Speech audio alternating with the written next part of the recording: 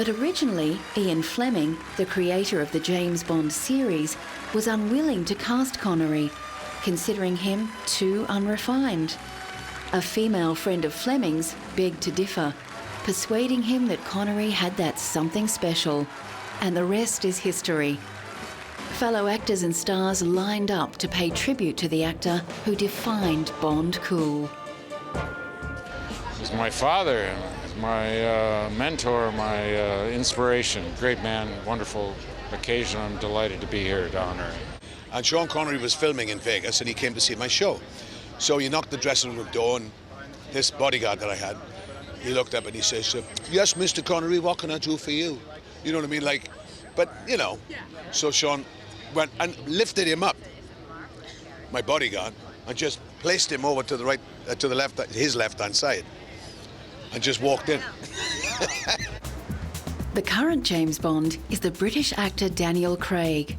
Craig is the 6th actor to play Bond, after Connery, George Lazenby, Roger Moore, Timothy Dalton, and most recently, Pierce Brosnan.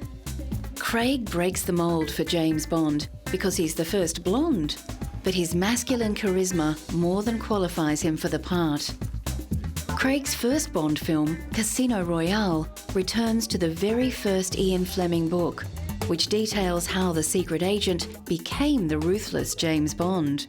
I can tell you about this movie, and I'm not going to compare it to any other Bond movie, but this is a new departure, and there is a lot of new things, but a lot of the Bond themes that are still in this. It has to be, because we're making a James Bond movie.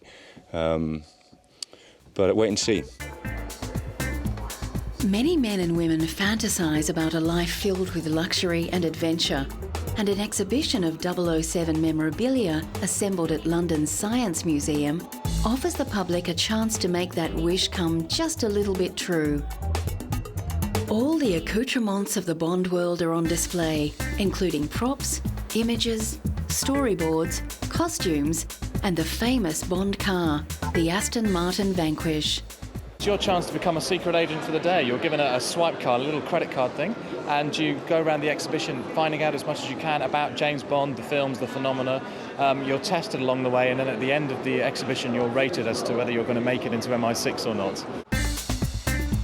Ian Fleming, the creator of James Bond, was no shy retiring writer. His adventure-filled life was on display recently at the British Imperial War Museum. Fleming drew on his own war experiences and his work as a travel writer and journalist to create the iconic secret agent. Ian was not a man of action. He'd have liked to have been one. In fact, he volunteered to go on a mission in the war, but Admiral Godfrey, his boss, wouldn't allow him to go because he was too valuable. But Bond did all the things that he couldn't do. The silver grey Aston Martin DB5 is the epitome of cool, partly because of its association with James Bond. Originally of British build and design, Aston Martins are a luxury performance car, first manufactured in the 1920s.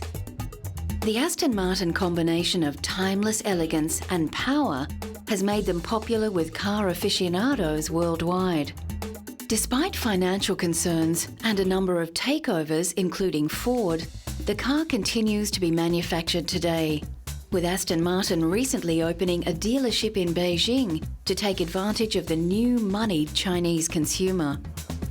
At a recent festival in Britain, 300 cars took part in a parade, driving past the Queen and Prince Philip. 9 decades of the beautiful car help illustrate the continuing qualities that have kept Aston Martin on the Timeless Classics list.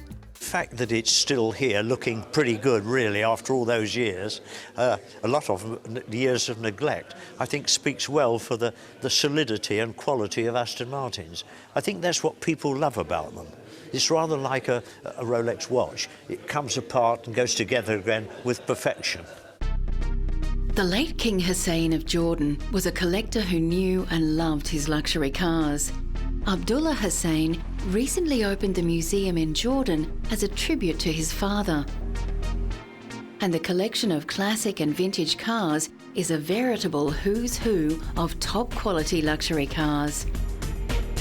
With over 50 on display, many of the vehicles have been used on official occasions, including the late King's coronation and public wedding celebrations. One car that can safely lay claim to the label timeless luxury is the German-built Mercedes-Benz. The choice of kings and the rich the world over, King Hussein's 1968 Mercedes 300 has a special story to tell.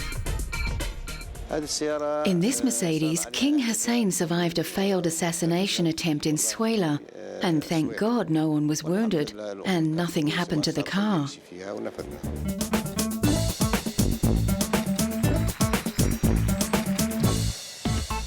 One of the hallmarks of a timeless luxury is that it both maintains its classic features and keeps pace with the modern world. Mercedes are prized for their design elegance and on-road performance. But Mercedes-Benz has also introduced many safety and technological innovations that have been incorporated into other cars. The average American now spends 17 hours a week in their car. So for those who can afford it, a stylish and comfortable drive is only the beginning. For Mercedes-Benz, electronic gadgets help differentiate their brand. GPS navigation has been standard in Mercedes since the early 1990s.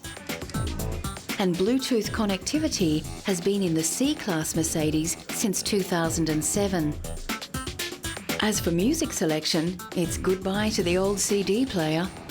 We're seeing a lot of integration of obviously MP3 players. Everybody wants an integration kit to allow their iPod or their MP3 player to come into the car and to be controlled by the car, to be controlled easily using good menus, and that's where we're going most lately, as well as super fast hard drive-based navigation systems, which is new for 2009. Many of our cars now have no more DVD drive. They're running off of a hard drive, which gives you super fast directions, really quick calculation. Some luxury brands and stars shine bright, but quickly fade. It's only with time and distance that we can say with certainty who and what will become timeless.